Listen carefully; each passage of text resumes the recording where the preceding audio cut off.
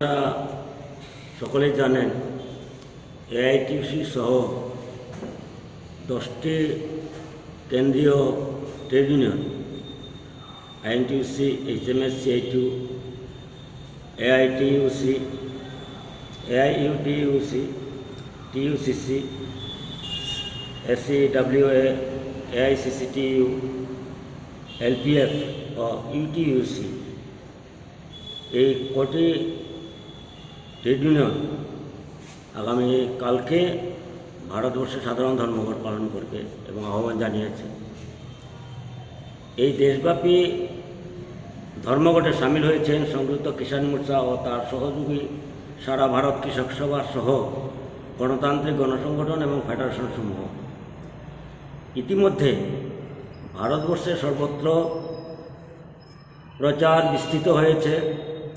গত 9 জানুয়ারি 2026 দেশের কেন্দ্রীয় ট্রেড ইউনিয়নগুলি দিল্লিতে একত্রিত হয়ে এই ধর্মঘটের আহ্বান ঘোষণা করেন। কেন্দ্রীয় ট্রেড ইউনিয়নগুলির পক্ষে এআইটিউসির কেন্দ্রীয় সম্পাদিকা অমরজিৎ কাউর সংবাদ মাধ্যমগুলিকে জানান 30 লক্ষাধিক শ্রমজীবী মানুষ এই ধর্মঘটে সামিল হবেন এবং কৃষক, মজুর, ছাত্র, যুব, মহিলা ইত্যাদি সর্বাংশের সচেতন মানুষ জনবিরোধী কেন্দ্রীয় সরকারের নীতি প্রত্যাহার করার তীব্র প্রতিবাদে সোচ্চার হবেন, তাতে কোনো সংশয় নেই এবং এই শোষণের প্রতিকার না হওয়া পর্যন্ত চলবে ধারাবাহিক সংঘবদ্ধ আন্দোলন। এই অঙ্গীকার বহাল থাকবে। মোদী নেতৃত্বাধীন কেন্দ্রীয় এনডিএ সরকার তাদের বন্ধু কর্পোরেটদের পোষণ করার মতলব পরিহার করার দাবিজনিত ধর্মঘটের মূল বিষয়গুলি আমাদের কী কী?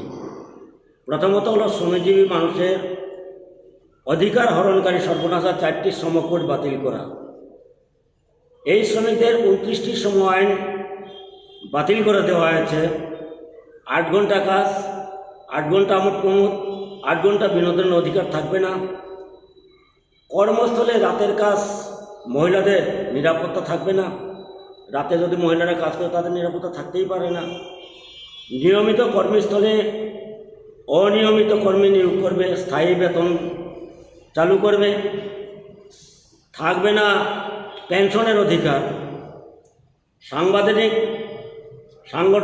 সাংবিধানিক সংরক্ষণ, ন্যূনতম মজুরির ব্যবস্থা ইত্যাদি তুলে দেওয়া হয়েছে। শ্রমিক ছাঁটাই করার পর মসৃণ হয়েছে। ইউনিয়ন করার স্বাধীনতা থাকছে না। আরও অনেক আক্রমণাত্মক ও অমানবিক বিধি করেছে। সুতরাং এই শ্রমকোড অতি মারাত্মক। দ্বিতীয় যেটা আমরা বলছি, ব্রিটিশ ইউরোপিয়ান ইউনিয়ন ও মার্কিন যুক্তরাষ্ট্রের সাথে যুক্ত বাণিজ্য চুক্তি বাতিল করা। এই যুক্ত বাণিজ্য চুক্তি আমাদের দেশের সার্বভৌমত্ব বিনষ্ট করবে। দেশীয় ব্যবসায়ীরা বিপন্ন হবেন। এর প্রভাব পড়বে দেশের উৎপাদিত সামগ্রীর উপর।